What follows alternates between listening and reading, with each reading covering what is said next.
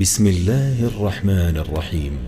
الحمد لله الذي أنزل على عبده الكتاب ولم يجعل له عوجا قيما لينذر بأسا شديدا من لدنه ويبشر المؤمنين الذين يعملون الصالحات أن لهم أجرا حسنا ماكثين فيه أبدا وينذر الذين قالوا اتخذ الله ولدا ما لهم به من علم ولا لآبائهم كبرت كلمة تخرج من أفواههم إن يقولون إلا كذبا فلعلك باخع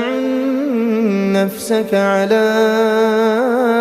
آثارهم إن لم يؤمنوا بهذا الحديث أسفا إنا جعلنا ما على الأرض زينة لها لنبلوهم أيهم أحسن عملا وإنا لجاعلون ما عليها صعيدا جرزا أم حسبت أن أصحاب الكهف والرقيم كانوا من آياتنا عجبا إذ أوى الفتية إلى الكهف فقالوا ربنا آتنا من لدنك رحمة وهيئ لنا من أمرنا رشدا فضربنا على آذانهم في الكهف سنين عددا ثم بعثناهم لنعلم أي الحزبين أحصى لما لبثوا أمدا نحن نقص عليك نبأهم بالحق إنهم فتية آمنوا بربهم وزدناهم هدى وربطنا على قلوبهم إذ قاموا فقالوا ربنا رب السماوات والأرض لن ندعو من دونه إلها لقد قلنا إذا شططا هؤلاء قومنا اتخذوا من دونه آلهة لولا يأتون عليهم بسلطان بين فمن أظلم ممن افترى على الله كذبا وإذ اعتزلتموهم وما يعبدون إلا الله فأووا إلى الكهف ينشر لكم ربكم من رحمته ويهيئ لكم من أمركم مرفقا وترى الشمس إذا طلعت تزاور عن كهفهم ذات اليمين وإذا غربت تقرضهم ذات الشمال وهم في فجوة منه ذلك من آيات الله من يهد الله فهو المهتد ومن يضلل فلن تجد له وليا مرشدا وتحسبهم أيقاظا وهم رقود ونقلبهم ذات اليمين وذات الشمال وكلبهم باسط ذراعيه بالوصيد لو اطلعت عليهم لوليت منهم فرارا ولملئت منهم رعبا وكذلك بعثناهم ليتساءلوا بينهم قال قائل منهم كم لبثتم قالوا لبثنا يوما أو بعض يوم قالوا ربكم أعلم بما لبثتم فبعثوا أحدكم بورقكم هذه إلى المدينة فلينظر أيها أزكى طعاما فليأتكم برزق منه وليتلطف ولا يشعرن بكم أحدا إنهم إن يظهروا عليكم يرجموكم أو يعيدوكم في ملتهم ولن تفلحوا إذا أبدا وكذلك أعثرنا عليهم ليعلموا أن وعد الله حق وأن الساعة لا ريب فيها إذ يتنازعون بينهم أمرهم فقالوا ابنوا عليهم بنيانا ربهم أعلم بهم قال الذين غلبوا على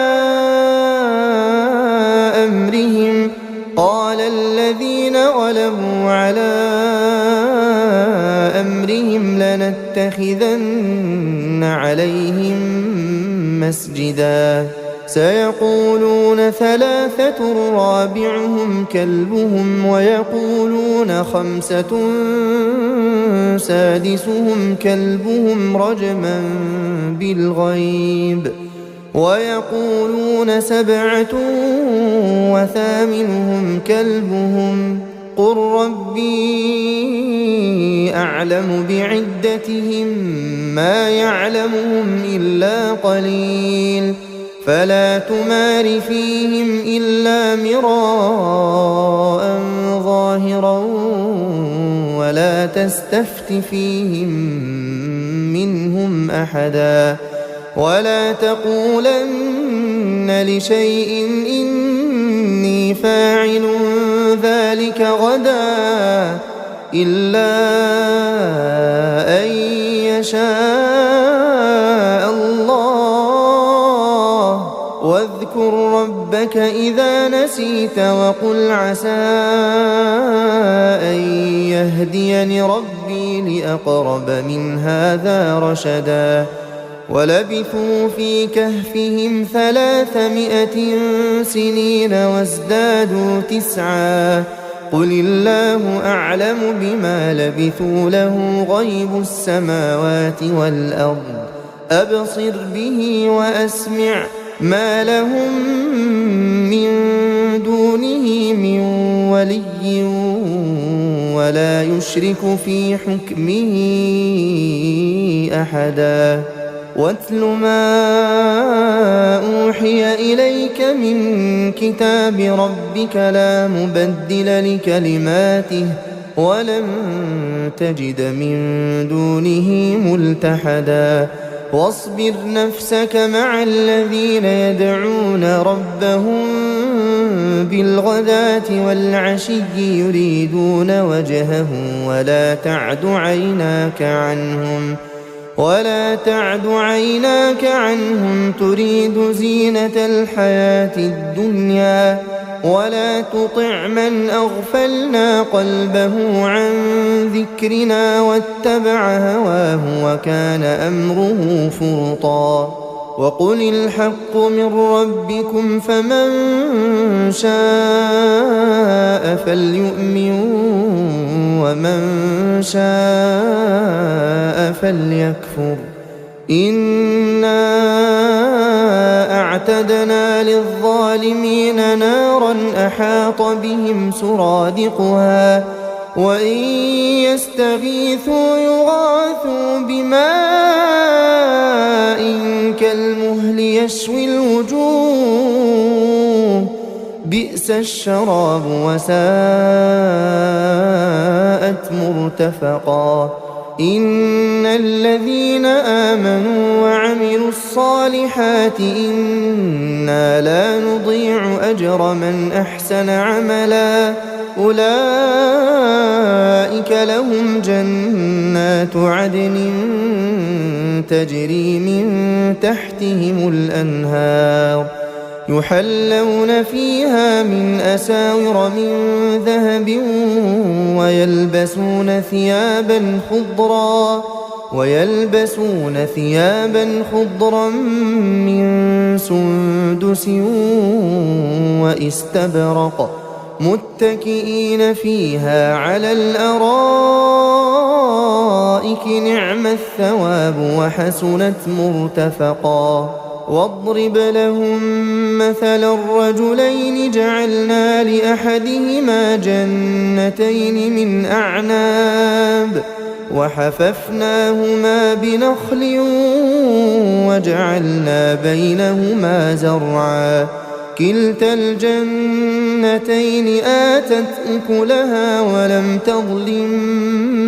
منه شيئا وفجرنا خلالهما نهرا وكان له ثمر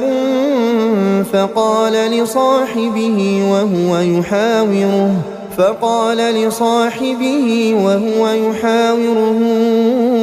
أنا أكثر منك مالا وأعز نفرا ودخل جنته وهو ظالم لنفسه قال ما أظن أن تبيد هذه أبدا وما أظن الساعة قائمة ولئن رددت إلى ربي لأجدن خيرا منها منقلبا قال له صاحبه وهو يحاوره أكفرت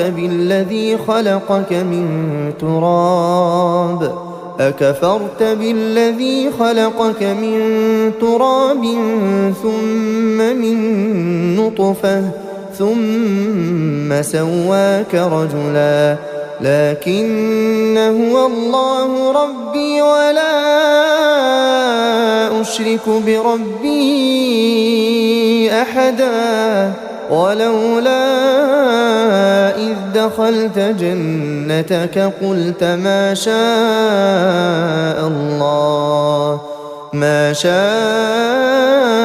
الله لا قوة إلا بالله إن ترني أنا أقل منك مالا وولدا فعسى ربي أن يؤتيني خيرا من جنتك ويرسل عليها حسبانا من السماء فتصبح صعيدا زلقا أو يصبح ماؤها غورا فلن تستطيع له طلبا وأحيط بثمره فأصبح يقلب كفيه على ما أنفق فيها وهي خاوية على عروشها ويقول يا ليتني لم أشرك بربي أحدا ولم تكن له فئة ينصرونه من دون الله وما كان منتصرا هنالك الولاية لله الحق هو خير ثوابا وخير عقبا واضرب لهم مثل الحياة الدنيا كماء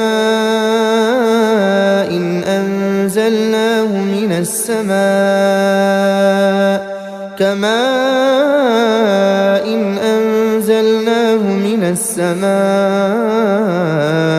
فاختلط به نبات الأرض فأصبح هشيما تذروه الرياح وكان الله على كل شيء مقتدرا المال والبنون زينة الحياة الدنيا والباقيات الصالحات خير عند ربك ثوابا وخير أملا ويوم نسير الجبال وترى الأرض بارزة وحشرناهم فلم نغادر منهم أحدا وعرضوا على ربك صفا لقد جئتمونا كما خلقناكم أول مرة بل زعمتم أن لن نجعل لكم موعدا ووضع الكتاب فترى المجرمين مشفقين مما فيه ويقولون يا ويلتنا ما لهذا الكتاب لا يغادر صغيرة ولا كبيرة إلا أحصاها ووجدوا ما عملوا حاضرا ولا يظلم ربك أحدا وإذ قلنا للملائكة اسجدوا لآدم فسجدوا إلا إبليس كان من الجن ففسق عن أمر ربه أفتتخذونه وذريته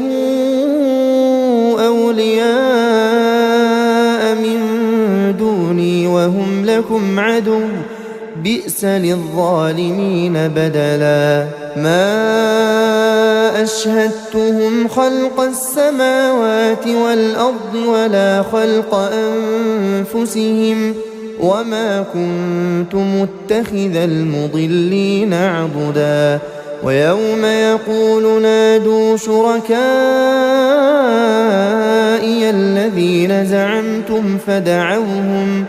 فدعوهم فلم يستجيبوا لهم وجعلنا بينهم موبقا ورأى المجرمون النار فظنوا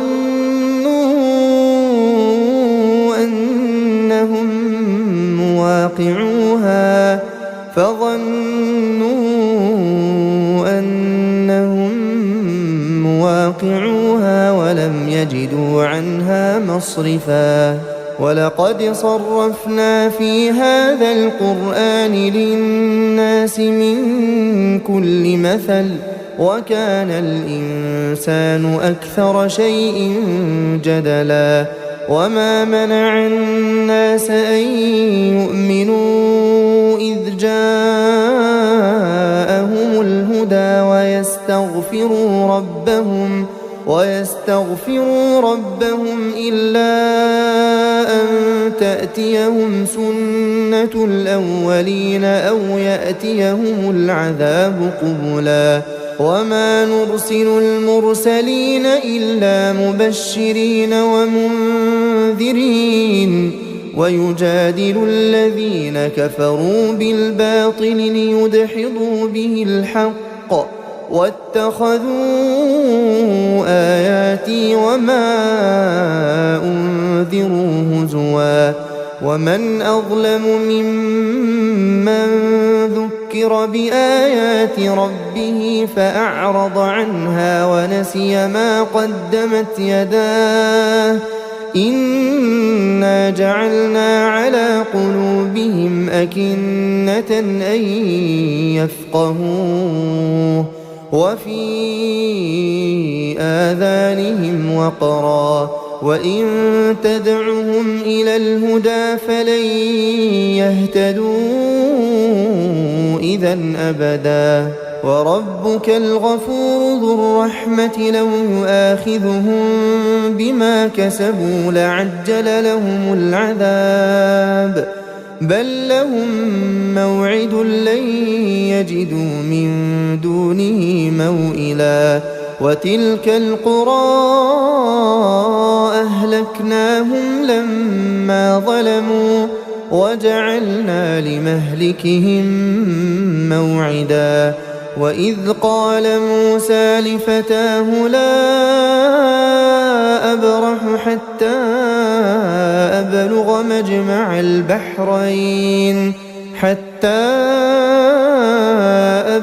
مجمع البحرين أو أمضي حقبا فلما بلغا مجمع بينهما نسيا حوتهما فاتخذ سبيله في البحر سربا فلما جاوزا قال لفتاه آتنا غداءنا لقد لقينا من سفرنا هذا نصبا قال أرأيت إذ أوينا إلى الصخرة فإني نسيت الحوت وما أنسانيه إلا الشيطان أن أذكره واتخذ سبيله في البحر عجبا قال ذلك ما كنا نبغي فارتدا على آثارهما قصصا فوجدا عبدا من عبادنا آتيناه رحمة من عندنا وعلمناه من لدنا علما قال له موسى هل أتبعك على أن تعلمني مما علمت رشدا قال إنك لن تستطيع معي صبرا وكيف تصبر على ما لم تحط به خبرا قال ستجدني إن شاء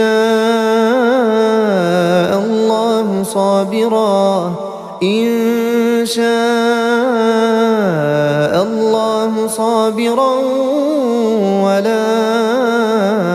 أعصي لك أمرا قال فإن اتبعتني فلا تسألني عن شيء حتى أحدث لك منه ذكرا فانطلقا حتى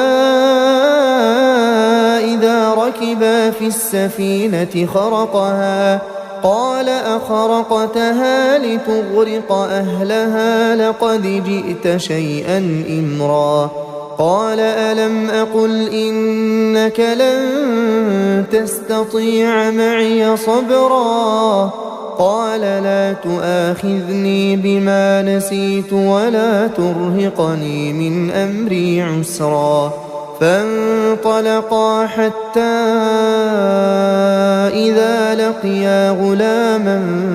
فقتله قال أقتلت نفسا زكية بغير نفس لقد جئت شيئا نكرا قال ألم أقل لك إنك لن تستطيع معي صبرا قال إن سألتك عن شيء بعدها فلا تصاحبني قد بلغت من لدني عذرا فانطلقا حتى إذا أتيا أهل قرية استطعما أهلها فأبوا أن يضيفوهما فوجدا فيها جدارا يريد أن ينقض فأقامه قال لو شئت لاتخذت عليه أجرا قال هذا فراق بيني وبينك سأنبئك بتأويل ما لم تستطع عليه صبرا أما السفينة فكانت لمساكين يعملون في البحر فأردت أن أعيبها وكان وراءهم ملك يأخذ كل سفينة غصبا وأما الغلام فكان أبواه مؤمنين فخشينا أن يرهقهما طغيانا وكفرا فأردنا أن يبدلهما ربهما خيرا منه زكاة وأقرب رحما وأما الجدار فكان لغلامين يتيمين في المدينة وكان تحته كنز لهما وكان أبوهما صالحا فأراد ربك أن يبلغا أشدهما ويستخرجا كنزهما رحمة من ربك وما فعلته عن أمري ذلك تأويل ما لم تسطع عليه صبرا ويسألونك عن ذي القرنين قل سأتلو عليكم منه ذكرا إنا مكنا له في الأرض وآتيناه من كل شيء سببا فأتبع سببا حتى إذا بلغ مغرب الشمس وجدها تغرب في عين حمئة ووجد عندها قوما قلنا يا ذا القرنين إما أن تعذب وإما أن تتخذ فيهم حسنا قال أما من ظلم فسوف نعذبه ثم يرد إلى ربه فيعذبه عذابا نكرا وأما من آمن وعمل صالحا فله جزاء الحسنى وسنقول له من أمرنا يسرا ثم أتبع سببا حتى إذا بلغ مطلع الشمس وجدها تطلع على قوم لم نجعل لهم من دونها سترا كذلك وقد أحطنا بما لديه خبرا ثم أتبع سببا حتى إذا بلغ بين السدين وجد من دونهما قوما لا يكادون يفقهون قولا قالوا يا ذا القرنين إن يأجوج ومأجوج مفسدون في الأرض فهل نجعل لك خرجا على أن تجعل بيننا وبينهم سدا قال ما مكني فيه ربي خير فأعينوني بقوة أجعل بينكم وبينهم ردما آتوني زبر الحديد حتى إذا ساوى بين الصدفين قال انفخوا حتى إذا جعله نارا قال آتوني أفرغ عليه قطرا فما استطاعوا أن يظهروه وما استطاعوا له نقبا قال هذا رحمة من ربي فإذا جاء وعد ربي جعله دكاء وكان وعد ربي حقا وتركنا بعضهم يومئذ يموج في بعض ونفخ في الصور فجمعناهم جمعا وعرضنا جهنم يومئذ للكافرين عرضا الذين كانت أعينهم في غطاء عن ذكري وكانوا لا يستطيعون سمعا أفحسب الذين كفروا أن يتخذوا عبادي من دوني أولياء إنا أعتدنا جهنم للكافرين نزلا قل هل ننبئكم بالأخسرين أعمالا الذين ضل سعيهم في الحياة الدنيا وهم يحسبون أنهم يحسنون صنعا أولئك الذين كفروا بآيات ربهم ولقائه فحبطت أعمالهم فلا نقيم لهم يوم القيامة وزنا ذلك جزاؤهم جهنم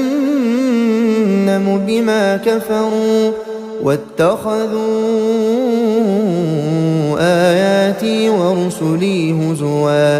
إن الذين آمنوا وعملوا الصالحات كانت لهم جنات الفردوس نزلا خالدين فيها لا يبغون عنها حولا قل لو كان البحر مدادا لكلمات ربي لنفد البحر قبل أن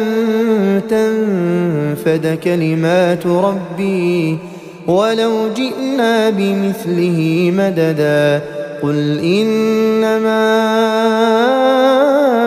أنا بشر مثلكم يوحى إلي أنما إلهكم إله واحد فمن كان يرجو لقاء ربه فليعمل عملا